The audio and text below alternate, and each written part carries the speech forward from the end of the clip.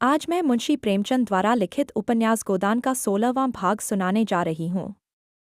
शुरू करने से पहले हमारे चैनल को लाइक, शेयर और सब्सक्राइब करें और बेल आइकन को दबाना ना भूलें और कमेंट करके बताएं कि आपको हमारी वीडियो कैसी लगी।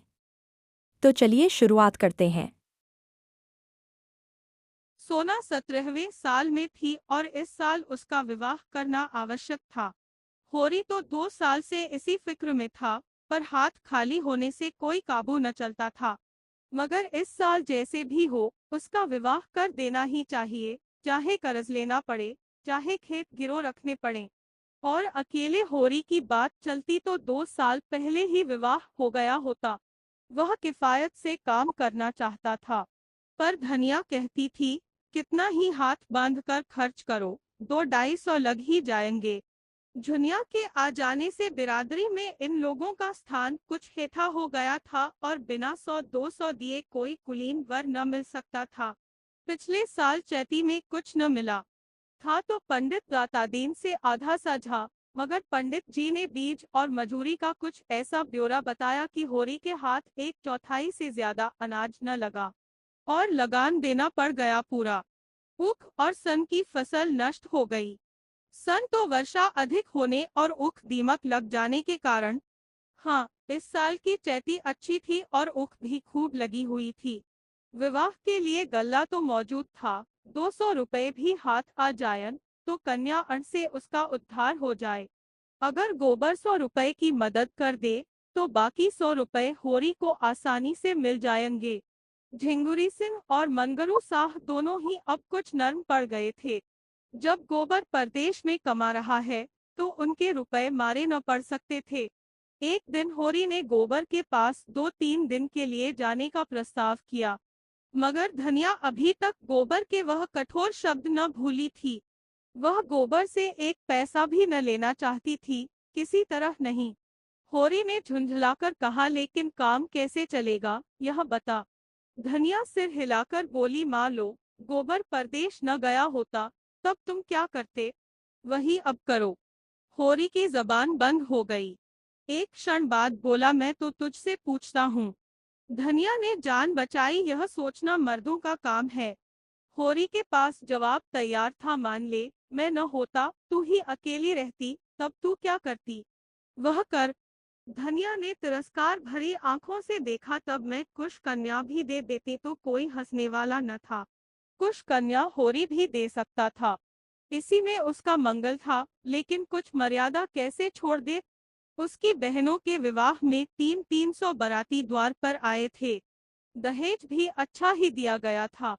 नाच तमाशा, बाजा गाजा, हाथी घोड़े सभी आए थे। आज भी बिरादरी में उसका नाम है। 10 गांव के आदमियों से उसका हेल मेल है। कुछ कन्या देकर वह किसे मुंह दिखाएगा, इससे तो मर जाना अच्छा है। और वह क्यों कुछ कन्या दे, पेड़ पालो है, जमीन है और थोड़ी सी साख भी है। अगर वह 1 बीघा भी बेच दे तो 100 मिल जायन, लेकिन किसान के लिए जमीन जान से भी प्यारी है, कुल मर्यादा से भी प्यारी है। और कुल 3 ही बीघे तो उसके पास है। अगर 1 बीघा बेच दे तो फिर खेती कैसे करेगा। कई दिन इसी हैस बेस में गुजरे। होरी कुछ फैसला न कर सका। दशहरे की छुट्टियों के दिन थे। झिंगुरी, पटेश्वरी और नोखेराम तीनों ही सज्जनों के लड़के छुट्टियों में घर आए थे। तीनों अंग्रेजी पढ़ते थे और यद्यपि तीनों 20-20 साल के हो गए थे, पर अभी तक यूनिवर्सिटी में जाने का नाम न लेते थे। एक एक क्लास में 2-2, 3-3 साल पढ़े रहते। तीनों की शादियां हो चुकी थीं। पटेश्वरी के सपूत बिंदेश्वरी तो एक पुत्र के पिता भी हो चुके थे। तीनों दिन भर ताश खेलते, भंग पीते और छैला बने घूमते। वे दिन में कई कई बार होरी के द्वार की ओर ताकते हुए निकलते और कुछ ऐसा संयोग था कि जिस वक्त वे निकलते उसी वक्त सोना भी किसी न किसी काम से द्वार पर आ खड़ी होती। इन दिनों वह वही साड़ी पहनती थी जो गोबर उसके लिए लाया था। यह सब तमाशा देख देख कर होरी का खून सूखता जाता था, मानो उसकी खेती चौपट करने के लिए आकाश में ओले वाले पीले बादल उठे चले आते हों। एक दिन तीनों उसी कुएं पर नहाने जा पहुंचे जहां होरी ऊख सींचने के लिए पुर चला रहा था। सोना मोट ले रही थी। होरी का खून आज खौल उठा। उसी सांझ को वह दुलारी सहुआइन के पास गया। सोचा, औरतों में दया होती है, शायद इसका दिल पसीज जाए और कम सूद पर रुपए दे दे। मगर दुलारी अपना ही रोना ले बैठी। गांव में ऐसा कोई घर न था जिस पर उसके कुछ रुपए न आते हों। यहाँ तक कि झिंगुरी सिंह पर भी उसके 20 रुपए आते थे, लेकिन कोई देने का नाम न लेता था। बेचारी कहाँ से रुपए लाए? होरी ने गिड़गिड़ा कर कहा, भाभी, बड़ा पुण्य होगा। तुम रुपए न दोगी, मेरे गले की फांसी खोल दोगी। झिंगुरी और पटेसरी मेरे खेतों पर दांत लगाए हुए हैं। मैं सोचता हूँ, बाप दादा की यही तो निशानी है। यह निकल गई तो जाऊंगा कहाँ? एक सपूत वह होता है कि घर की संपत्ति बढ़ाता है। मैं ऐसा कपूत हो जाऊं कि बाप दादों की कमाई पर झाड़ू फेर दूं। दुलारी ने कसम खाई, होरी, मैं ठाकुर जी के चरण छू कर कहती हूँ कि इस समय मेरे पास कुछ नहीं है। जिसने लिया वह देता नहीं, तो मैं क्या करूं? तुम कोई गैर तो नहीं हो। सोना भी मेरी ही लड़की है, लेकिन तुम ही बताओ, मैं क्या करूं? तुम्हारा ही भाई हीरा है। बैल के लिए 50 रुपए लिए। उसका तो कहीं पता ठिकाना नहीं। उसकी घरवाली से मांगो तो लड़ने को तैयार। शोभा भी देखने में बड़ा सीधा साधा है, लेकिन पैसा देना नहीं जानता। और असल बात तो यह है कि किसी के पास है ही नहीं, दे कहाँ से? सबकी दशा देखती हूँ, इसी मारे सब्र कर जाती हूँ। लोग किसी तरह पेट पाल रहे हैं, और क्या? खेत बाड़ी बेचने की मैं सलाह न दूंगी। कुछ नहीं है, मर्जाद तो है। फिर कन्फुस्कियों में बोली, पटेसरी लाला का लौंडा तुम्हारे घर की ओर बहुत चक्कर लगाया करता है। तीनों का वही हाल है। इनसे चौकस रहना। यह शहरी हो गए, गांव का भाईचारा क्या समझें?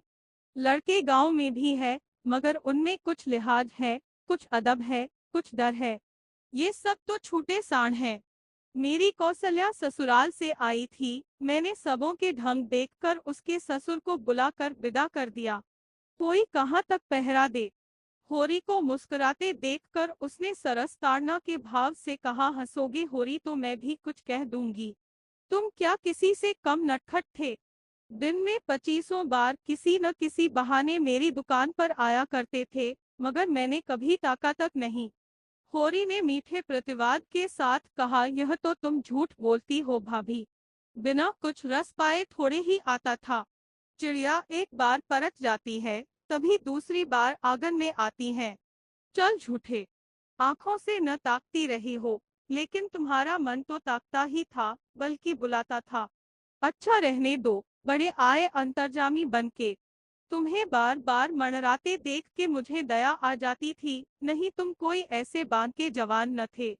हुसैनी एक पैसे का नमक लेने आ गया और यह परिहास बंद हो गया। हुसैनी नमक लेकर चला गया, तो दुलारी ने फिर कहा, गोबर के पास क्यों नहीं चले जाते? देखते भी आओगे और शायद कुछ मिल भी जाए। होरी निराश मन से बोला, वह कुछ न देगा। लड़के 4 पैसे कमाने लगते हैं, तो उनकी आंखें फिर जाती है। मैं तो बेहयाई करने को तैयार था, लेकिन धनिया नहीं मानती। उसकी मर्जी, बिना चला जाऊं तो घर में रहना अपाढ़ कर दे। उसका स्वभाव तो जानती हो।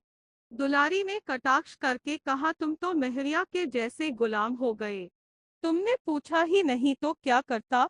मेरी गुलामी करने को कहते तो मैंने लिखा लिया होता। सच तो अब से क्या बिगड़ा है, लिखा लो न। 200 में लिखता हूँ, इन दामों महंगा नहीं हूँ। तब धनिया से तो न बोलोगे? नहीं, कहो कसम खाओ। और जो बोले तो मेरी जीभ काट लेना। अच्छा तो जाओ, घर ठीक ठाक करो, मैं रुपए दे दूंगी। होरी ने सजल नेत्रों से दुलारी के पांव पकड़ लिए। भावावेश से मुंह बंद हो गया। सहुआइन ने पांव खींचकर कहा, अब यही शरारत मुझे अच्छी नहीं लगती। मैं साल भर के भीतर अपने रुपए सूद समेत कान पकड़ कर लूंगी। तुम तो व्यवहार के ऐसे सच्चे नहीं हो, लेकिन धनिया पर मुझे विश्वास है। सुना पंडित तुमसे बहुत बिगड़े हुए हैं। कहते हैं, इसे गांव से निकालकर नहीं छोड़ा तो बामण नहीं। तुम सिलिया को निकाल बाहर क्यों नहीं करते? बैठे बैठाए झगड़ा मोल ले लिया। धनिया उसे रखे हुए है, मैं क्या करूं? सुना है पंडित काशी गए थे। वहां एक बड़ा नामी विद्वान पंडित है। वह 500 मांगता है, तब पराश्चित कराएगा। भला पूछो, ऐसा अंधेर नहीं हुआ है? जब धर्म नष्ट हो गया तो एक नहीं 1000 पराश्चित करो, इसे क्या होता है? तुम्हारे हाथ का छुआ पानी कोई न पिएगा, चाहे जितना पराश्चित करो। होरी यहाँ से घर चला तो उसका दिल उछल रहा था। जीवन में ऐसा सुखद अनुभव उसे न हुआ था। रास्ते में शोभा के घर गया और सगाई लेकर चलने के लिए नेवता दे आया। फिर दोनों दातादीन के पास सगाई की सायत पूछने गए। वहां से आकर द्वार पर सगाई की तैयारियों की सलाह करने लगे। धनिया ने बाहर निकलकर कहा, पहर रात गई, अभी रोटी खाने की बेला नहीं आई, खाकर बैठो। गपड़ चौथ करने को तो सारी रात पड़ी है। होरी ने उसे भी परामर्श में शरीक होने का अनुरोध करते हुए कहा, इसी सहालग में लगन ठीक हुआ है। बता क्या क्या सामान लाना चाहिए? मुझे तो कुछ मालूम नहीं। जब कुछ मालूम ही नहीं तो सलाह करने क्या बैठे हो? रुपए पैसे का डौल भी हुआ कि मन की मिठाई खा रहे हो? होरी ने गर्व से कहा, तुझे इससे क्या मतलब? तू इतना बता दे क्या क्या सामान लाना होगा। तो मैं ऐसी मन की मिठाई नहीं खाती। तू इतना बता दे कि हमारी बहनों के ब्याह में क्या क्या सामान आया था। पहले यह बता दो, रुपए मिल गए? हाँ, मिल गए। और नहीं क्या भंग खाई हो? तो पहले चलकर खा लो, फिर सलाह करेंगे। मगर जब उसने सुना कि दुलारी से बातचीत हुई है तो नाक सिकोड़ कर बोली, उससे रुपए लेकर आज तक कोई उरिन हुआ है? चुड़ैल कितना कसकर सूत लेती है, लेकिन करता क्या? दूसरा देता कौन है? यह क्यों नहीं कहते कि इसी बहाने दो गाल हंसने बोलने गया था। बूढ़े हो गए पर यह बान न गई। तू तो धनिया कभी कभी बच्चों की सी बातें करने लगती है। मेरे जैसे फटेहालों से वह हंस बोलेगी? सीधे मुंह बात तो करती नहीं। तुम जैसों को छोड़कर उसके पास और जाएगा ही कौन? उसके द्वार पर अच्छे अच्छे नाक रगड़ते हैं। धनिया तू क्या जाने, उसके पास लक्ष्मी है। उसने जरा सी हामी भर दी, तुम चारों ओर खुशखबरी लेकर दौड़े। हामी नहीं भर दी, पक्का वादा किया है। होरी रोटी खाने गया और शोभा अपने घर चला गया तो सोना सिलिया के साथ बाहर निकली। वह द्वार पर खड़ी सारी बातें सुन रही थी। उसकी सगाई के लिए 200 रुपए दुलारी से उधार लिए जा रहे हैं। यह बात उसके पेट में इस तरह खलबली मचा रही थी जैसे ताजा चूना पानी में पड़ गया हो। द्वार पर एक कुप्पी जल रही थी जिससे ताक के ऊपर की दीवार काली हो गई थी। दोनों बैल नांद में सानी खा रहे थे और कुत्ता जमीन पर टुकड़े के इंतजार में बैठा हुआ था। दोनों युवतियां बैलों की चरनी के पास आकर खड़ी हो गईं। सोना बोली, तूने कुछ सुना? दादा सहुआइन से मेरी सगाई के लिए 200 रुपए उधार ले रहे हैं। सिलिया घर का रत्ती रत्ती हाल जानती थी। बोली, घर में पैसा नहीं है तो क्या करें? सोना ने सामने के काले वृक्षों की ओर ताकते हुए कहा, मैं ऐसा नहीं करना चाहती जिसमें माँ बाप को कर्जा लेना पड़े। कहाँ से देंगे बेचारे, बता। पहले ही कर्ज के बोझ से दबे हुए हैं। 200 और ले लेंगे तो बोझा और भारी होगा कि नहीं? बिना दान दहेज के बड़े आदमियों का कहीं ब्याह होता है पगली? बिना दहेज के तो कोई बूढ़ा ठेला ही मिलेगा। जाएगी बूढ़े के साथ? बूढ़े के साथ क्यों जाऊं? भैया बूढ़े थे जो झुनिया को ले आए। उन्हें किसने क्या पैसे दहेज में दिए थे? उसमें बाप दादा का नाम डूबता है। मैं तो सोनारी वालों से कह दूंगी, अगर तुमने ऐसा पैसा भी दहेज लिया तो मैं तुमसे ब्याह न करूंगी। सोना का विवाह सोनारी के एक धनी किसान के लड़के से ठीक हुआ था। और जो वह कह दे कि मैं क्या करूं, तुम्हारे बाप देते हैं, मेरे बाप लेते हैं, इसमें मेरा क्या अख्तियार है? सोना ने जिस अस्त्र को रामबाण समझा था अब मालूम हुआ कि वह बांस की कैन है। हताश होकर बोली, मैं एक बार उससे कह के देख लेना चाहती हूँ।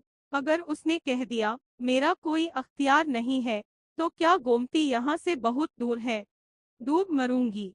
माँ बाप ने मर मर के पाला पोसा, उसका बदला क्या यही है कि उनके घर से जाने लगूं तो उन्हें कर्जे से और लादती जाऊं? माँ बाप को भगवान ने दिया हो तो खुशी से जितना चाहे लड़की को दें, मैं मना नहीं करती, लेकिन जब वह पैसे पैसे को तंग हो रहे हैं, आज महाजन नालिश करके लिल्लाम करा ले, तो कल मजूरी करनी पड़ेगी। तो कन्या का धर्म यही है कि डूब मरे। घर की जमीन जायदाद तो बच जाएगी, रोटी का सहारा तो रह जाएगा। माँ बाप 4 दिन मेरे नाम को रोकर संतोष कर लेंगे। यह तो न होगा कि मेरा ब्याह करके उन्हें जन्म भर रोना पड़े। 3-4 साल में 200 के दूने हो जाएंगे, दादा कहाँ से लाकर देंगे?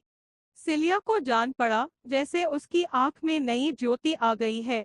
आवेश में सोना को छाती से लगाकर बोली, तूने इतनी अक्कल कहाँ से सीख ली सोना? देखने में तो तू बड़ी भोली भाली है, इसमें अक्कल की कौन बात है चुड़ैल? क्या मेरे आंखें नहीं है कि मैं पागल हूँ? 200 मेरे ब्याह में लें, 3-4 साल में वह दूना हो जाए, तब रुपया के ब्याह में 200 और लें।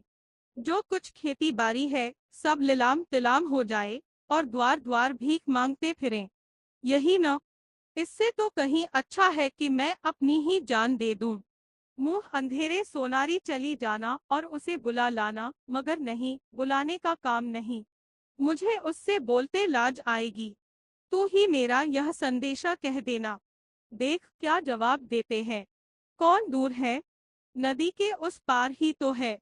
कभी कभी डोर लेकर इधर आ जाता है। एक बार उसकी भैंस मेरे खेत में पड़ गई थी, तो मैंने उसे बहुत गालियां दी थी।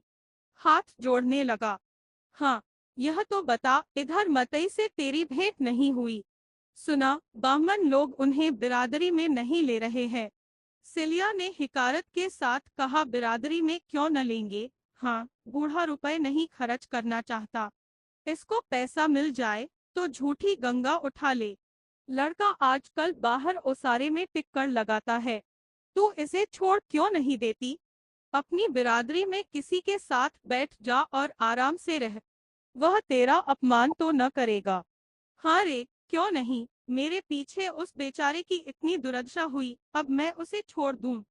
अब वह चाहे पंडित बन जाए चाहे देवता बन जाए, मेरे लिए तो वही मतई है जो मेरे पैरों पर सिर रगड़ा करता था। और बामण भी हो जाए और बामणी से ब्याह भी कर ले, फिर भी जितनी उसकी सेवा मैंने की है, वह कोई बामणी क्या करेगी? अभी माँ मरजाद के मोह में वह चाहे मुझे छोड़ दे, लेकिन देख लेना, फिर दौड़ा आएगा। आ चुका अब। तुझे पा जाए तो कच्चा ही खा जाए, तो उसे बुलाने ही कौन जाता है? अपना अपना धर्म अपने अपने साथ है। वह अपना धर्म तोड़ रहा है, तो मैं अपना धर्म क्यों तोड़ूं? प्रातःकाल सिलिया सोनारी की ओर चली, लेकिन होरी ने रोक लिया। धनिया के सिर में दर्द था, उसकी जगह क्यारियों को बराना था। सिलिया इनकार न कर सकी। यहाँ से जब दोपहर को छुट्टी मिली तो वह सोनारी चली। इधर तीसरे पहर होरी फिर कुएं पर चला तो सिलिया का पता न था। बिगड़कर बोला, सिलिया कहाँ उड़ गई? रहती है, न जाने किधर चल देती है, जैसे किसी काम में जी ही नहीं लगता। तू जानती है सोना कहाँ गई है? सोना ने बहाना किया, मुझे तो कुछ मालूम नहीं। कहती थी धोबिन के घर कपड़े लेने जाना है, वहीं चली गई होगी। धनिया ने खाट से उठकर कहा, चलो मैं क्यारी बराए देती हूँ। कौन उसे मजूरी देते हो जो उसे बिगड़ रहे हो? हमारे घर में रहती नहीं है, उसके पीछे सारे गांव में बदनाम नहीं हो रहे हैं? अच्छा रहने दो, एक कोने में पड़ी हुई है, तो उससे किराया लोगे? एक कोने में नहीं पड़ी हुई है, एक पूरी कोठरी लिए हुए है, तो उस कोठरी का किराया होगा कोई 50 रुपए महीना। उसका किराया 1 पैसा सही। हमारे घर में रहती है, जहाँ जाए पूछ कर जाए। आज आती है तो खबर लेता हूँ। पुर चलने लगा। धनिया को होरी ने न आने दिया। रूपा क्यारी बराती थी और सोना मोट ले रही थी। रूपा गीली मिट्टी के चूल्हे और बर्तन बना रही थी और सोना सशंक आंखों से सोनारी की ओर ताक रही थी। शंका भी थी, आशा भी थी। शंका अधिक थी, आशा कम। सोचती थी, उन लोगों को रुपए मिल रहे हैं तो क्यों छोड़ने लगे। जिनके पास पैसे है वे तो पैसे पर और भी जान देते हैं। और गौरी महतो तो एक ही लालची है। मथुरा में दया है, धर्म है, लेकिन बाप की इच्छा जो होगी वही उसे माननी पड़ेगी। मगर सोना भी बच्चा को ऐसा फटकारेगी कि याद करेंगे। वह साफ कहेगी, जाकर किसी धनी की लड़की से ब्याह कर, तुझ जैसे पुरुष के साथ मेरा निबाह न होगा। कहीं गौरी महतो मान गए तो वह उनके चरण धो धोकर पिएगी। उनकी ऐसी सेवा करेगी कि अपने बाप की भी न की होगी। और सिलिया को भर पेट मिठाई खिलाएगी। गोबर ने उसे जो रुपया दिया था उसे वह अभी तक संचे हुए थी। इस मृदु कल्पना से उसकी आंखें चमक उठी और कपोलों पर हल्की सी लाली दौड़ गई। मगर सिलिया अभी तक आई क्यों नहीं? कौन बड़ी दूर है? न आने दिया होगा उन लोगों ने। आहा, वह आ रही है, लेकिन बहुत धीरे धीरे आती है। सोना का दिल बैठ गया। अभागे नहीं माने साइब, नहीं सिलिया दौड़ती आती तो सोना से हो चुका ब्याह। मुंह धो रखो। सिलिया आई जरूर, पर कुएं पर न आकर खेत में क्यारी बराने लगी। डर रही थी, होरी पूछेंगे कहाँ थी अब तक, तो क्या जवाब देगी। सोना ने यह 2 घंटे का समय बड़ी मुश्किल से काटा। पुर छूटते ही वह भागी हुई सिलिया के पास पहुंची। वहां जाकर तू मर गई थी क्या? ताकते ताकते आंखें फूट गईं। सिलिया को बुरा लगा तो क्या मैं वहां सोती थी। इस तरह की बातचीत राह चलते थोड़े ही हो जाती है। अवसर देखना पड़ता है। मथुरा नदी की ओर डोर चराने गए थे। खोजती खोजती उसके पास गई और तेरा संदेशा कहा। ऐसा प्रसन्न हुआ कि तुझसे क्या कहूँ। मेरे पांव पर गिर पड़ा और बोला, सिल्लो, मैंने तो जब से सुना है कि सोना मेरे घर में आ रही है, तब से आंखों की नींद हर गई है। उसकी वह गालियां मुझे फल गई, लेकिन काका को क्या करूं? वह किसी की नहीं सुनते। सोना ने टोका तो न सुने। सोना भी जिद्दीन है।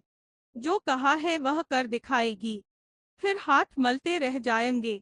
बस उसी क्षण डोरों को वहीं छोड़ मुझे लिए हुए गौरी महतो के पास गया। महतो के 4 पुर चलते हैं। कुआं भी उन्हीं का है। 10 बीघे का ऊख है। महतो को देख के मुझे हंसी आ गई, जैसे कोई घसियारा हो। हाँ, भाग का बली है। बाप बेटे में खूब कहा सुनी हुई। गौरी महतो कहते थे, तुझसे क्या मतलब, मैं चाहे कुछ लूं या न लूं, तू कौन होता है बोलने वाला। मथुरा कहता था, तुमको लेना देना है तो मेरा ब्याह मत करो, मैं अपना ब्याह जैसे चाहूंगा कर लूंगा। बात बढ़ गई और गौरी महतो ने पन्हियां उतार कर मथुरा को खूब पीटा। कोई दूसरा लड़का इतनी मार खाकर बिगड़ खड़ा होता। मथुरा एक घूंसा भी जमा देता तो महतो फिर न उठते, मगर बेचारा 50 जूते खाकर भी कुछ न बोला। आंखों में आंसू भरे मेरी और गरीबों की तरफ ताकता हुआ चला गया। तब महतो मुझ पर बिगड़ने लगे। सैकड़ों गालियां दी, मगर मैं क्यों सुनने लगी थी। मुझे उनका क्या डर था। मैंने सफा कह दिया, महतो, 200-300 कोई भारी रकम नहीं है। और होरी महतो, इतने में बिक न जाएंगे, न तुम ही धनवान हो जाओगे। वह सब धन नाच तमाशे में ही उड़ जाएगा। हाँ, ऐसी बहू न पाओगे। सोना ने सजल नेत्रों से पूछा, महतो इतनी ही बात पर उन्हें मारने लगे? सिलिया ने यह बात छिपा रखी थी। ऐसी अपमान की बात सोना के कानों में न डालना चाहती थी, पर यह प्रश्न सुनकर संयम न रख सकी। बोली, वही गोबर भैया वाली बात थी। महतो ने कहा, आदमी जूठा तभी खाता है जब मीठा हो। कलंक चांदी से ही धुलता है। इस पर मथुरा बोला, काका, कौन घर कलंक से बचा हुआ है? हाँ, किसी का खुल गया, किसी का छिपा हुआ है। गौरी महतो भी पहले एक चमारिन से फंसे थे। उससे 2 लड़के भी है। मथुरा के मुंह से इतना निकलना था कि डोकरे पर जैसे भूत सवार हो गया। जितना लालची है उतना ही क्रोधी भी है। बिना लिए न मानेगा। दोनों घर चली। सोना के सिर पर चरसा, रस्सा और जुए का भारी बोझ था, पर इस समय वह उसे फूल से भी हल्का लग रहा था। उसके अंतस्तल में जैसे आनंद और स्फूर्ति का सोता खुल गया हो। मथुरा की वह वीर मूर्ति सामने खड़ी थी और वह जैसे उसे अपने हृदय में बैठाकर उसके चरण आंसुओं से पखार रही थी। जैसे आकाश की देवियां उसे गोद में उठाए आकाश में छाई हुई लालिमा में लिए चली जा रही हो। उसी रात को सोना को बड़े जोर का ज्वर चढ़ आया। तीसरे दिन गौरी महतो ने नाई के हाथ यह पत्र भेजा। स्वस्ति श्री सवोरपमा जोग श्री होरी महतो को गौरी राम का राम राम बांचना। आगे जो हम लोगों में दहेज की बातचीत हुई थी उस पर हमने शांत मन से विचार किया। समझ में आया कि लेन देन से वर और कन्या दोनों ही के घरवाले जेरबार होते हैं। जब हमारा तुम्हारा संबंध हो गया तो हमें ऐसा व्यवहार करना चाहिए कि किसी को न करे। तुम दान दहेज की कोई फिक्र मत करना, हम तुमको सौगंध देते हैं। जो कुछ मोटा महीन जुरे बरातियों को खिला देना, हम वह भी न मांगेंगे। रसद का इंतजाम हमने कर लिया है। हाँ, तुम खुशी खुर्रमी से हमारी जो खातिर करोगे वह सिर झुकाकर स्वीकार करेंगे। होरी ने पत्र पढ़ा और दौड़े हुए भीतर जाकर धनिया को सुनाया। हर्ष के मारे उछला पड़ता था, मगर धनिया किसी विचार में डूबी बैठी रही। एक क्षण के बाद बोली, यह गौरी महतो की भलमनसी है, लेकिन हमें भी तो अपने मर्जाद का निबाह करना है। संसार क्या कहेगा? रुपया हाथ का मैल है, उसके लिए कुल मर्जाद नहीं छोड़ा जाता। जो कुछ हमसे हो सकेगा देंगे और गौरी महतो को लेना पड़ेगा। तुम यही जवाब लिख दो। माँ बाप की कमाई में क्या लड़की का कोई हक नहीं है? नहीं, लिखना क्या है, चलो मैं नाई से संदेश कहलाए देती हूँ। होरी हतबुद्धि सा आंगन में खड़ा था और धनिया उस उदारता की प्रतिक्रिया में जो गौरी महतो की सज्जनता ने जगा दी थी, संदेशा कह रही थी। फिर उसने नाई को रस पिलाया और विदाई देकर विदा किया। वह चला गया तो होरी ने कहा, यह तूने क्या कर डाला धनिया? तेरा मिजाज आज तक मेरी समझ में न आया। तू आगे भी चलती है, पीछे भी चलती है। पहले तो इस बात पर लड़ रही थी कि किसी से एक पैसा कर्ज मत लो, कुछ देने दिलाने का काम नहीं है। और जब भगवान ने गौरी के भीतर बैठकर यह पत्र लिखवाया तो तूने कुल मर्जाद का राग छेड़ दिया। तेरा मरम भगवान ही जाने। धनिया बोली, मुंह देख कर बीड़ा दिया जाता है, जानते हो कि नहीं? तब गौरी अपनी शान दिखाते थे, अब वह भलमनसी दिखा रहे हैं। ईद का जवाब चाहे पत्थर हो, लेकिन सलाम का जवाब तो गली नहीं है। होरी ने नाक सिकोड़ कर कहा, तो दिखा अपनी भलमनसी। देखें कहाँ से रुपए लाती है। धनिया आंखें चमकाकर बोली, रुपए लाना मेरा काम नहीं है, तुम्हारा काम है। मैं तो दुलारी से ही लूंगा। ले लो उसी से, सूद तो सभी लेंगे।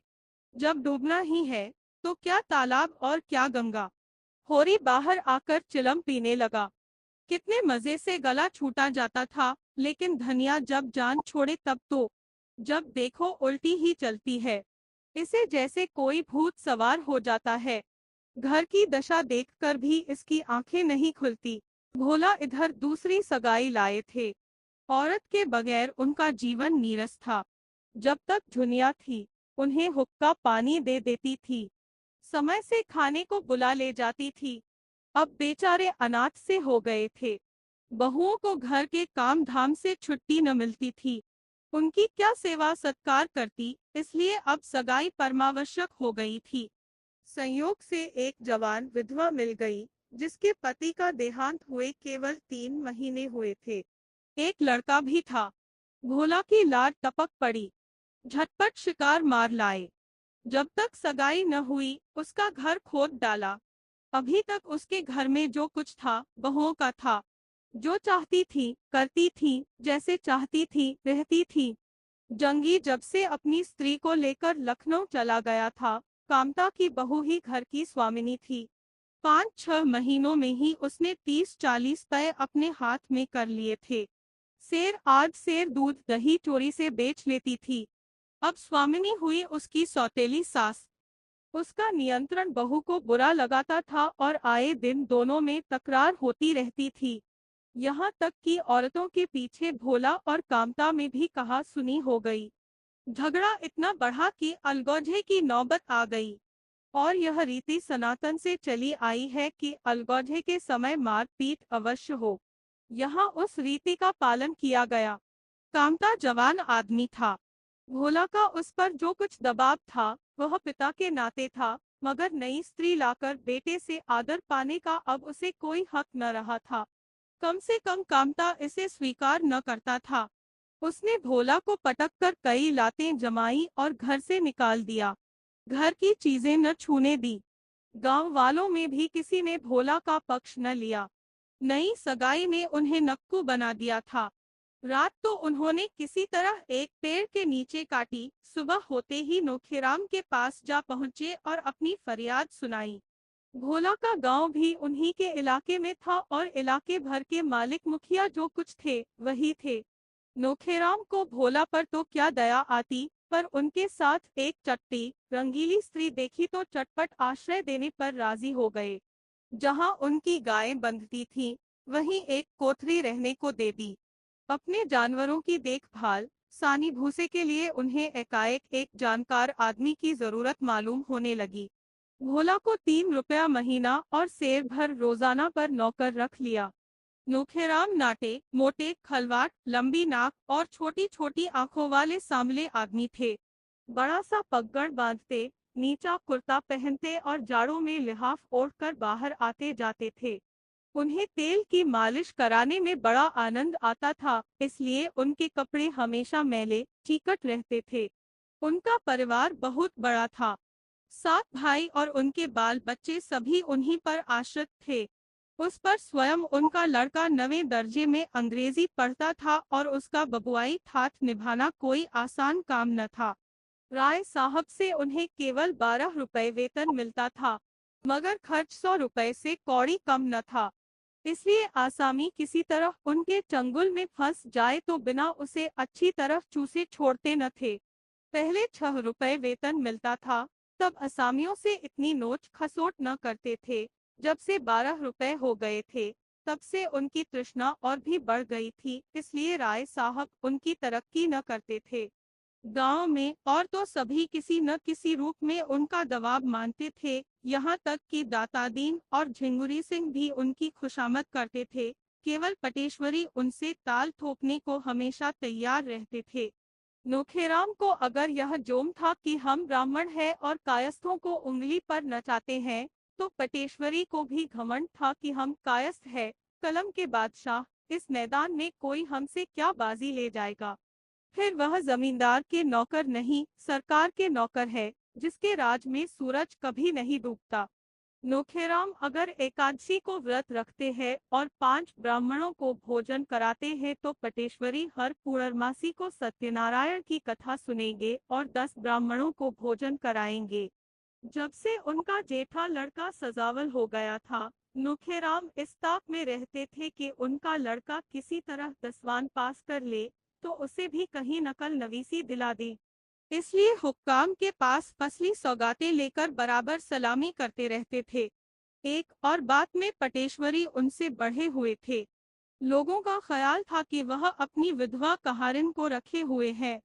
अब नोखेराम को भी अपनी शान में यह कसर पूरी करने का अवसर मिलता हुआ जान पड़ा। भोला को डाढ़स देते हुए बोले, तुम यहाँ आराम से रहो भोला, किसी बात का खटका नहीं। जिस चीज की जरूरत हो हमसे आकर कहो। तुम्हारी घरवाली है, उसके लिए भी कोई न कोई काम निकल आएगा। बखारों में अनाज रखना, निकालना, पछोरना, फटकना क्या थोड़ा काम है। भोला ने अरज की, सरकार एक बार कामता को बुलाकर पूछ लो, क्या बाप के साथ बेटे का यही सलूक होना चाहिए। घर हमने बनवाया, गायें भैंसें हमने ली, अब उसने सब कुछ हथिया लिया और हमें निकाल बाहर किया। यह अन्याय नहीं तो क्या है। हमारे मालिक तो तुम ही हो, तुम्हारे दरबार से इसका फैसला होना चाहिए। नूखेराम ने समझाया, भोला तुम उससे लड़कर पेश न पाओगे। उसने जैसा किया है उसकी सजा उसे भगवान देंगे। बेईमानी करके कोई आज तक फलीभूत हुआ है। संसार में अन्याय न होता तो इसे नरक क्यों कहा जाता। यहाँ न्याय और धर्म को कौन पूछता है। भगवान सब देखते हैं, संसार का रत्ती रत्ती हाल जानते हैं। तुम्हारे मन में इस समय क्या बात है? यह उनसे क्या छिपा है? इसी से तो अंतर्जामी कहलाते हैं। उनसे बचकर कोई कहाँ जाएगा? तुम चुप होके बैठो। भगवान की इच्छा हुई तो यहाँ तुम उससे बुरे न रहोगे। यहाँ से उठकर भोला ने होरी के पास जाकर अपना दुखड़ा रोया। होरी ने अपनी बीती सुनाई। लड़कों की आजकल कुछ न पूछो भोला भाई, मर मर कर पालो, जवान हो तो दुश्मन हो जाए। मेरे ही गोबर को देखो, माँ से लड़कर गया और सालों हो गए, न चिट्ठी न पत्तर। उसके लेखे तो माँ बाप मर गए। बिटिया का ब्याह सिर पर है, लेकिन उससे कोई मतलब नहीं। खेत रेहन रखकर 200 रुपए लिए हैं। इज्जत आबरू का निबाह तो करना ही होगा। कामता ने बाप को निकाल बाहर तो किया, लेकिन अब उसे मालूम होने लगा कि बुड्ढा कितना कामकाजी आदमी था। सवेरे उठकर सानी पानी करना, दूध दुहना, फिर दूध लेकर बाजार जाना, वहां से आकर फिर सानी पानी करना, फिर दूध दुहना। एक पखवाड़े में उसका हुलिया बिगड़ गया। स्त्री पुरुष में लड़ाई हुई। स्त्री ने कहा, मैं जान देने के लिए तुम्हारे घर नहीं आई हूँ। मेरी रोटी तुम्हें भारी हो तो मैं अपने घर चली जाऊं। कामता डरा, यह कहीं चली जाए तो रोटी का ठिकाना भी न रहे, अपने हाथ से ठोकना पड़े। आखिर एक नौकर रखा, लेकिन उससे काम न चला। नौकर खली भूसा चुरा चुरा कर बेचने लगा। उसे अलग किया। फिर स्त्री पुरुष में लड़ाई हुई। स्त्री रूठकर मैके चली गई। कामता के हाथ पांव फूल गए। हारकर भोला के पास आया और चिरौरी करने लगा, दादा मुझसे जो कुछ भूल चूक हुई हो क्षमा करो। अब चलकर घर संभालो, जैसे तुम रखोगे वैसे ही रहूंगा। भोला को यहाँ मजूरों की तरह रहना अखर रहा था। पहले महीने 2 महीने उसकी जो खातिर हुई वह अब न थी। नोखेराम कभी कभी उससे चिलम भरने या चारपाई बिछाने को भी कहते थे। तब बेचारा भोला जहर का घूंट पीकर रह जाता था। अपने घर में लड़ाई दंगा भी हो तो किसी की टहल तो न करनी पड़ेगी। उसकी स्त्री नौहरी ने यह प्रस्ताव सुना तो ऐंठ कर बोली, जहां से लात खाकर आए वहां फिर जाओगे? तुम्हें लाज भी नहीं आती? भोला ने कहा, तो यही कौन सिंहासन पर बैठा हुआ हूँ।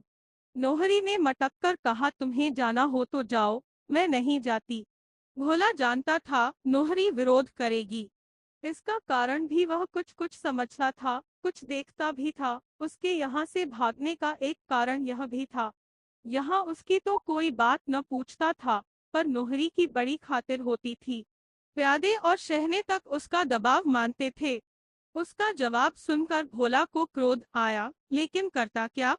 नोहरी को छोड़कर चले जाने का साहस उसमें होता तो नोहरी भी झक मारकर उसके पीछे पीछे चली जाती।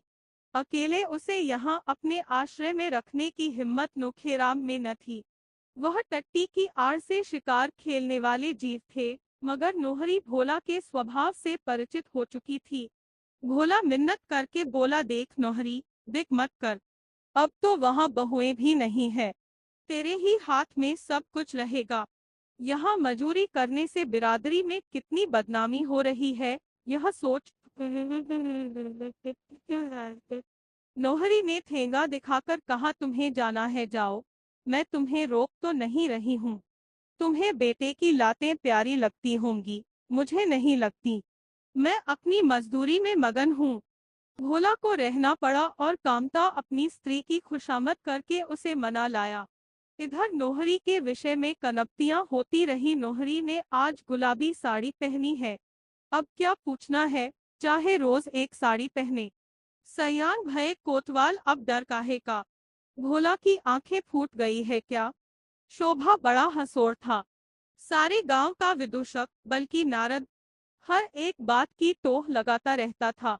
एक दिन नोहरी उसे घर में मिल गई। कुछ हंसी कर बैठा। नोहरी ने नोखेराम से जड़ दिया।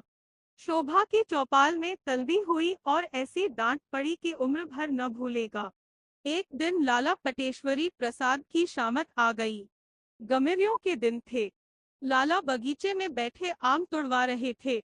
नोहरी बनी ठनी उधर से निकली।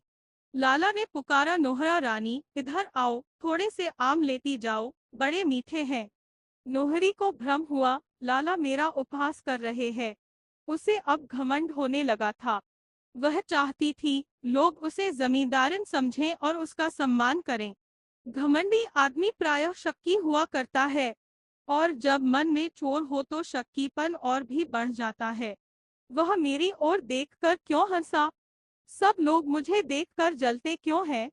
मैं किसी से कुछ मांगने नहीं जाती। कौन बड़ी सतवंती है? जरा मेरे सामने आए तो देखूं। इतने दिनों में नोहरी गांव के गुप्त रहस्यों से परिचित हो चुकी थी। यही लाला कहारन को रखे हुए है और मुझे हंसते हैं। इन्हें कोई कुछ नहीं कहता। बड़े आदमी है न। नोहरी गरीब है, जात की हेठी है, इसलिए सभी उसका उपहास करते हैं। और जैसा बाप है वैसा ही बेटा। इन्हीं का रमेसरी तो सिलिया के पीछे पागल बना फिरता है। चमारियों पर तो गिद्ध की तरह टूटते हैं। उस पर दावा है कि हम ऊंचे हैं। उसने वहीं खड़े होकर कहा, तुम दानी कब से हो गए लाला? पाओ तो दूसरों की थाली की रोटी उड़ा जाओ। आज बड़े आम वाले हुए हैं। मुझसे छेड़ की तो अच्छा न होगा, कहे देती है।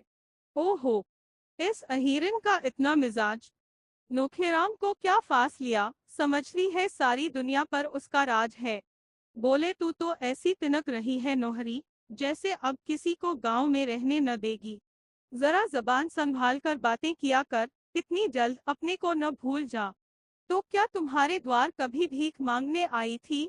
नोखेराम ने ठाह न दी होती तो भीख भी मांगती। नोहरी को लाल मिर्च सा लगा। जो कुछ मुंह में आया बका दाढ़ी जार, लंपट, मुंहझौंसा और जाने क्या क्या कहा, और उसी क्रोध में भरी हुई कोठरी में गई और अपने बर्तन भाड़े निकाल निकाल कर बाहर रखने लगी। नोखेराम ने सुना तो घबराए हुए आए और पूछा, वह क्या कर रही है नोहरी? कपड़े लत्ते क्यों निकाल रही है? किसी ने कुछ कहा है क्या? नोहरी मदों के नचाने की कला जानती थी। अपने जीवन में उसने यही विद्या सीखी थी। नोखेराम पढ़े लिखे आदमी थे, कानून भी जानते थे, धर्म की पुस्तकें भी बहुत पढ़ी थी। बड़े बड़े वकीलों, बैरिस्टरों की जूतियां सीधी की थीं, पर इस मूर्ख नोहरी के हाथ का खिलौना बने हुए थे। भौहें सिकोड़ कर बोली, समय का फेर है, यहाँ आ गई, लेकिन अपनी आबरू न गवाऊंगी। ब्राह्मण सतेज हो उठा, मूंछें खड़ी करके बोला, तेरी ओर जो ताके उसकी आंखें निकाल लूं। नोहरी ने लोहे को लाल करके घन जमाया, लाला पटेसरी जब देखो मुझसे बेबात की बात किया करते हैं। मैं हरजाई थोड़े ही हूँ कि कोई मुझे पैसे दिखाए। गांव भर में सभी औरतें तो है, कोई उनसे नहीं बोलता। जिसे देखो मुझी को छेड़ता है। नोखेराम के सिर पर भूत सवार हो गया। अपना मोटा डंडा उठाया और आधी की तरह हरहराते हुए बाग में पहुंचकर लगे ललकारने, आजा बड़ा मर्द है तो मूंछें उखाड़ लूंगा, खोद कर गाड़ दूंगा। निकल आ सामने। अगर फिर कभी नोहरी को छेड़ा तो खून पी जाऊंगा। सारी पटवारगिरी निकाल दूंगा। जैसा खुद है वैसा ही दूसरों को समझता है। तू है किस घमंड में? लाला पटेश्वरी सिर झुकाए, दम साधे जड़वत खड़े थे। जरा भी जबान खोली और शामत आई। उनका इतना अपमान जीवन में कभी न हुआ था। एक बार लोगों ने उन्हें ताल के किनारे रात को घेर कर खूब पीटा था, लेकिन गांव में उसकी किसी को खबर न हुई थी। किसी के पास कोई प्रमाण न था, लेकिन आज तो सारे गांव के सामने उनकी इज्जत उतर गई। कल जो औरत गांव में आश्रय मांगती आई थी, आज सारे गांव पर उसका आतंक था। अब किसकी हिम्मत है जो उसे छेड़ सके? जब पटेश्वरी कुछ नहीं कर सके, तो दूसरों की बिसात ही क्या। अब नोहरी गांव की रानी थी। उसे आते देखकर किसान लोग उसके रास्ते से हट जाते थे। यह खुला हुआ रहस्य था कि उसकी थोड़ी सी पूजा करके नोखेराम से बहुत काम निकल सकता है। किसी को बंटवारा कराना हो, लगान के लिए मुहलत मांगनी हो, मकान बनाने के लिए जमीन की जरूरत हो, नोहरी की पूजा किए बगैर उसका काम सिद्ध नहीं हो सकता। कभी कभी यह अच्छे अच्छे आसामियों को डांट देती थी। आसामी ही नहीं, अब कारकुन साहब पर भी रोब जमाने लगी थी। भोला उसके आश्रित बनकर न रहना चाहते थे। औरत की कमाई खाने से ज्यादा अधम उनकी दृष्टि में दूसरा काम न था। उन्हें कुल 3 पये माहवार मिलते थे, यह भी उनके हाथ न लगते। नौहरी ऊपर ही ऊपर उड़ा लेती। उन्हें तमाकू पीने को धेला मयस्सर नहीं और नौहरी 2 आने रोज के पान खा जाती थी। जिसे देखो वही उन पर रोब जमाता था। प्यादे उससे चिलम भरवाते, लकड़ी कटवाते, बेचारा दिन भर का हारा ठका आता और द्वार पर पेड़ के नीचे झिलंगे खाट पर पड़ा रहता। कोई एक लुटिया पानी देने वाला भी नहीं। दोपहर की बासी रोटियां रात को खानी पड़ती और वह भी नमक या पानी और नमक के साथ। आखिर हार कर उसने घर जाकर कामता के साथ रहने का निश्चय किया। कुछ न होगा, एक टुकड़ा रोटी तो मिल ही जाएगी, अपना घर तो है। नोहरी बोली, मैं वहां किसी की गुलामी करने न जाऊंगी। भोला ने जी कड़ा करके कहा, तुम्हें जाने को तो मैं नहीं कहता, मैं तो अपने को कहता हूँ। तुम मुझे छोड़कर चले जाओगे? कहते लाज नहीं आती। लाज तो घोल कर पी गया, लेकिन मैंने तो अपनी लाज नहीं पी। तुम मुझे छोड़कर नहीं जा सकते। तू अपने मन की है तो मैं तेरी गुलामी क्यों करूं? पंचायत करके मुंह में कालिख लगा दूंगी, इतना समझ लेना। क्या अभी कुछ कम कालिख लगी है? क्या अब भी मुझे धोखे में रखना चाहती है? तुम तो ऐसा ताव दिखा रहे हो जैसे मुझे रोज गहने ही तो गढ़वाते हो। तो यहाँ नोहरी किसी का ताव सहने वाली नहीं है। भोला झल्ला कर उठे और सिरहाने से लकड़ी उठाकर चले कि नौहरी ने लपककर उनका पहुंचा पकड़ लिया। उसके बलिष्ठ पंजों से निकलना भोला के लिए मुश्किल था। चुपके से कैदी की तरफ बैठ गए।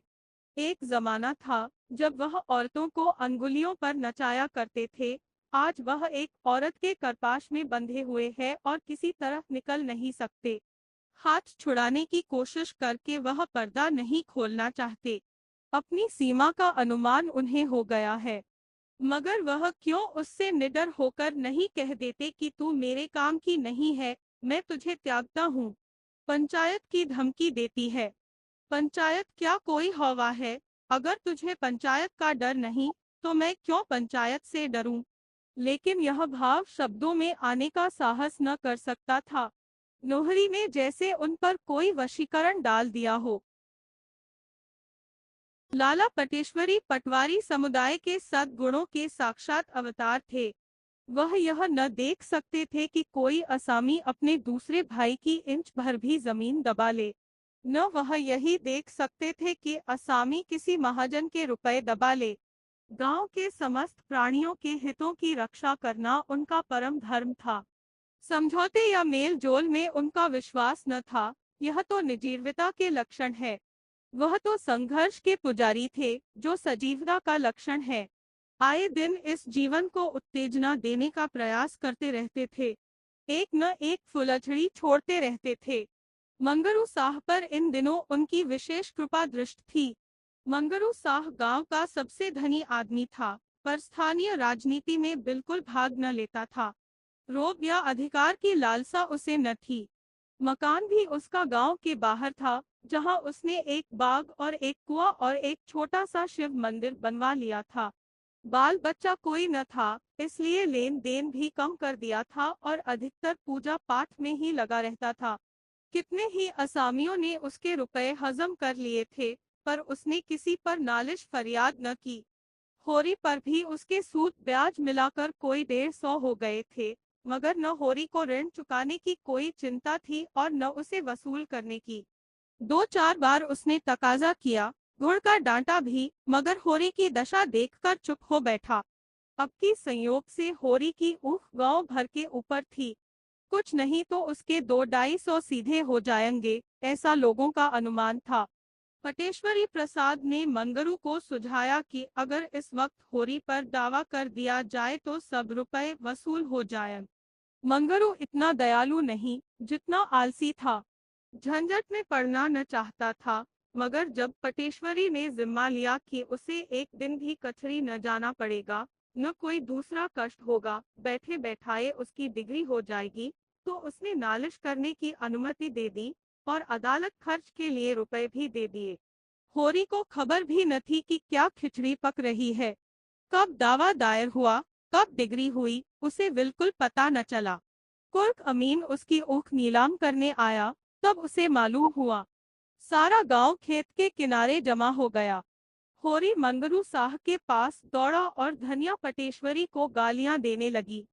उसकी सहज बुद्धि ने बता दिया कि पटेश्वरी ही की कारस्तानी है, मगर मंगरू साह पूजा पर थे, मिल न सके और धनिया गालियों की वर्षा करके भी पटेश्वरी का कुछ बिगाड़ न सकी। उधर ऊख 150 रुपए में नीलाम हो गई और बोली भी हो गई मंगरू साह ही के नाम। कोई दूसरा आदमी न बोल सका। दातादीन में भी धनिया की गालियां सुनने का साहस न था। धनिया ने होरी को उत्तेजित करके कहा, बैठे क्या हो, जाकर पटवारी से पूछते क्यों नहीं, यही धर्म है तुम्हारा गांव घर के आदमियों के साथ। होरी ने दीनता से कहा, पूछने के लिए तूने मुंह भी रखा हो, तेरी गालियां क्या उन्होंने न सुनी होंगी। जो गाली खाने का काम करेगा उसे गालियां मिलेंगी ही। तू गालियां भी देगी और भाईचारा भी निभाएगी। देखूंगी मेरे खेत के नगीच कौन जाता है। मिलवाले आकर काट ले जाएंगे, तू क्या करेगी और मैं क्या करूंगा। गालियां देकर अपनी जीभ की खुजली चाहे मिटा ले, मेरे जीते जी कोई मेरा खेत काट ले जाएगा। हाँ हाँ, तेरे और मेरे जीते जी सारा गांव मिलकर भी उसे नहीं रोक सकता। अब वह चीज मेरी नहीं, मंगरू साह की है। मंगरू साह ने मर मर कर जेठ की दोपहरी में सिंचाई और गोड़ाई की थी। वह सब तूने किया, मगर अब वह चीज मंगरू साह की है। हम उनके कर्जदार नहीं है। ऊख तो गई, लेकिन उसके साथ ही एक नई समस्या आ पड़ी। दुलारी इसी ऊख पर रुपए देने पर तैयार हुई थी। अब वह किस जमानत पर रुपए दे। अभी उसके पहले ही के 200 पड़े हुए थे। सोचा था ऊख के पुराने रुपए मिल जाएंगे तो नया हिसाब चलने लगेगा। उसकी नजर में होरी की साख 200 तक थी। इससे ज्यादा देना जोखिम था। सहालग सिर पर था। तिथि निश्चित हो चुकी थी। गौरी महतो ने सारी तैयारियां कर ली होंगी। अब विवाह का टलना असंभव था। होरी को ऐसा क्रोध आता था कि जाकर दुलारी का गला दबा दे। जितनी चिरौरी बिनती हो सकती थी वह कर चुका, मगर वह पत्थर की देवी जरा भी न पसीजी। उसने चलते चलते हाथ बांध कर कहा, दुलारी, मैं तुम्हारे रुपए लेकर भाग न जाऊंगा, न इतनी जल्द मरा ही जाता हूँ। खेत है, पेड़ पालो है, घर है, जवान बेटा है, तुम्हारे रुपए मारे न जाएंगे। मेरी इज्जत जा रही है, इसे संभालो। मगर दुलारी ने दया को व्यापार में मिलाना स्वीकार न किया। अगर व्यापार को वह दया का रूप दे सकती तो उसे कोई आपत्ति न होती, पर दया को व्यापार का रूप देना उसने न सीखा था। होरी ने घर आकर धनिया से कहा, अब। धनिया ने उसी पर दिल का गुबार निकाला, यही तो तुम चाहते थे। होरी ने जख्मी आंखों से देखा, मेरा ही दोष है। किसी का दोष हो, हुई तुम्हारे मन की। तेरी इच्छा है कि जमीन रेहन रख दूं। जमीन रेहन रख दोगे तो करोगे क्या? मजूरी। मगर जमीन दोनों को एक सी प्यारी थी। उसी पर तो उनकी इज्जत और आबरू अवलंबित थी। जिसके पास जमीन नहीं वह गृहस्थ नहीं, मजूर है। होरी ने कुछ जवाब न पाकर पूछा, तो क्या कहती है? धनिया ने आहत कंठ से कहा, कहना क्या है? गौरी बारात लेकर आएंगे। 1 जून खिला देना। सवेरे बेटी विदा कर देना। दुनिया हंसेगी, हंस ले। भगवान की यही इच्छा है कि हमारी नाक कटे, मुंह में कालिख लगे तो हम क्या करेंगे। सहसा नोहरी चुंदरी पहने सामने से जाती हुई दिखाई दी। होरी को देखते ही उसने जरा सा घूंघट निकाल लिया। उससे समधी का नाता मानती थी। धनिया से उसका परिचय हो चुका था। उसने पुकारा, आज किधर चली समधिन? आओ बैठो। नोहरी ने दिग्विजय कर लिया था और अब जनमत को अपने पक्ष में बटोर लेने का प्रयास कर रही थी। आकर खड़ी हो गई। धनिया ने उसे सिर से पांव तक आलोचना की आंखों से देखकर कहा, आज इधर कैसे भूल पड़ी? नोहरी ने कातर स्वर में कहा, ऐसे ही तुम लोगों से मिलने चली आई। बिटिया का ब्याह कब तक है? धनिया स्निग्ध भाव से बोली, भगवान के अधीन है, जब हो जाए। मैंने तो सुना इसी सहालग में होगा। तिथि ठीक हो गई है? हाँ। तिथि तो ठीक हो गई है, मुझे भी नेवता देना। तुम्हारी तो लड़की है, नेवता कैसा? दहेज का सामान तो मंगवा लिया होगा, जरा मैं भी देखूं। धनिया असमंजस में पड़ी, क्या कहे। होरी ने उसे संभाला, अभी तो कोई सामान नहीं मंगवाया है, और सामान क्या करना है, कुछ कन्या तो देना है। नोहरी ने अविश्वास भरी आंखों से देखा, कुछ कन्या क्यों दोगे, मैं तो पहली बेटी है, दिल खोलकर करो। होरी हंसा, मानो कह रहा हो, तुम्हें चारों ओर हरा दिखाई देता होगा, यहाँ तो सूखा ही पड़ा हुआ है। रुपए पैसे की तंगी है, क्या खोल कर करूं? तुमसे कौन पर्दा है? बेटा कमाता है, तुम कमाते हो, फिर भी रुपए पैसे की तंगी, किसे विश्वास आएगा? बेटा ही लायक होता तो फिर काहे को रोना था। चिट्ठी पत्तर तक भेजता नहीं, रुपए क्या भेजेगा? यह दूसरा साल है, एक चिट्ठी नहीं। इतने में सोना बैलों के चारे के लिए हरियाली का एक गट्ठा सिर पर लिए, यौवन को अपने अंचल से चुराती बालिका सी सरल आई और गट्ठा वहीं पटक कर अंदर चलो गई। नोहरी ने कहा, लड़की तो खूब सयानी हो गई है। धनिया बोली, लड़की की बाढ़ रेण की बाढ़ है, नहीं है अभी के दिन की। वर तो ठीक हो गया है न? हाँ, वर तो ठीक है। रुपए का बंदोबस्त हो गया तो इसी महीने में ब्याह कर देंगे। नोहरी दिल की ओठी थी। इधर उसने जो थोड़े से रुपए जोड़े थे वे उसके पेट में उछल रहे थे। अगर वह सोना के ब्याह के लिए कुछ रुपए दे दे तो कितना यश मिलेगा, सारे गांव में उसकी चर्चा हो जाएगी। लोग चकित होकर कहेंगे, नोहरी ने इतने रुपए दे दिए, बड़ी देवी है। होरी और धनिया दोनों घर घर उसका बखान करते फिरेंगे। गांव में उसका मान सम्मान कितना बढ़ जाएगा। वह उंगली दिखाने वालों का मुंह सी देगी। फिर किसकी हिम्मत है जो उस पर हंसे या उस पर आवाजें कसे। अभी सारा गांव उसका दुश्मन है, तब सारा गांव उसका हितैषी हो जाएगा। इस कल्पना से उसकी मुद्रा खिल गई।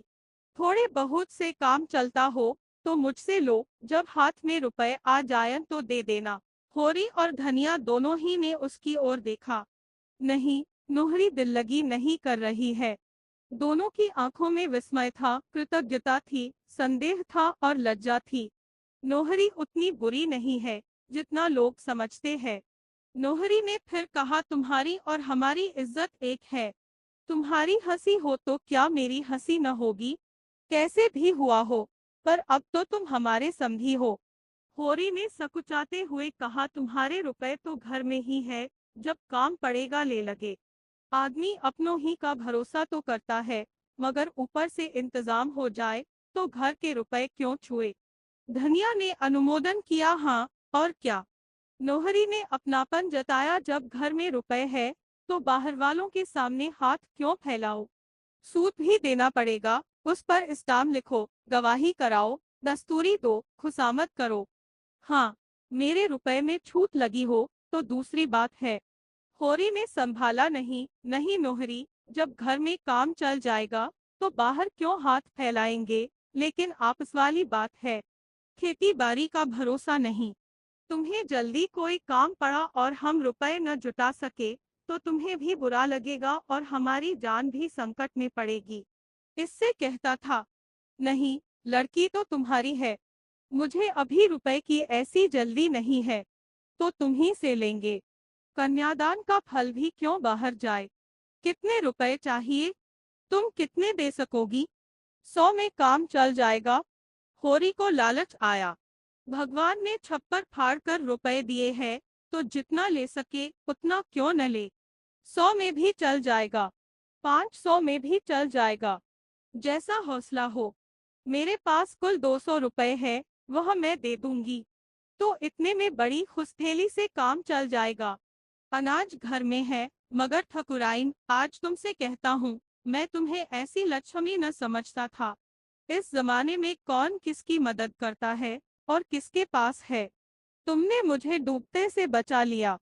दिया बत्ती का समय आ गया था, ठंडक पड़ने लगी थी, जमीन ने नीली चादर ओढ़ ली थी।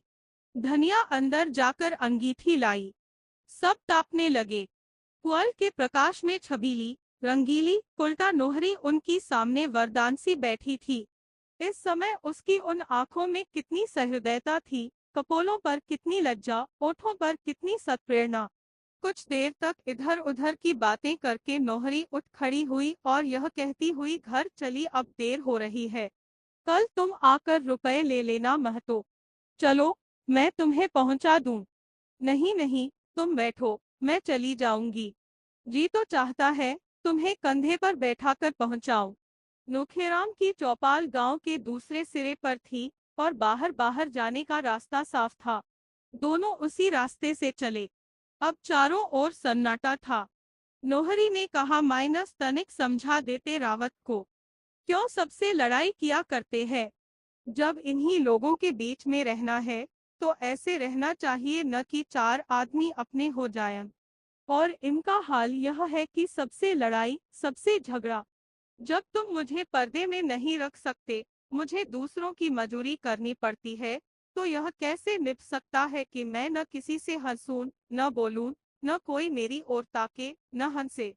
यह सब तो पर्दे में ही हो सकता है। पूछो, कोई मेरी ओर ताकता या घूरता है तो मैं क्या करूं? उसकी आंखें तो नहीं फोड़ सकती। फिर मेल मोहब्बत से आदमी के 100 काम निकलते हैं। जैसा समय देखो वैसा व्यवहार करो। तुम्हारे घर हाथी झूमता था तो अब वह तुम्हारे किस काम का? अब तो तुम 3 रुपए के मजूर हो। मेरे घर तो भैंस लगती थी, लेकिन अब तो मजूरिन हूँ, मगर उनकी समझ में कोई बात आती ही नहीं। कभी लड़कों के साथ रहने की सोचते हैं, कभी लखनऊ जाकर रहने की सोचते हैं। नाक में दम कर रखा है मेरे। होरी ने ठकुर सुहाती की यह भोला की सरासर नादानी है। बूढ़े हुए, अब तो उन्हें समझ आनी चाहिए। मैं समझा दूंगा। तो सवेरे आ जाना, रुपए दे दूंगी। कुछ लिखा पढ़ी। तुम मेरे रुपए हजम न करोगे, मैं जानती हूँ। उसका घर आ गया। वह अंदर चली गई। होरी घर लौटा।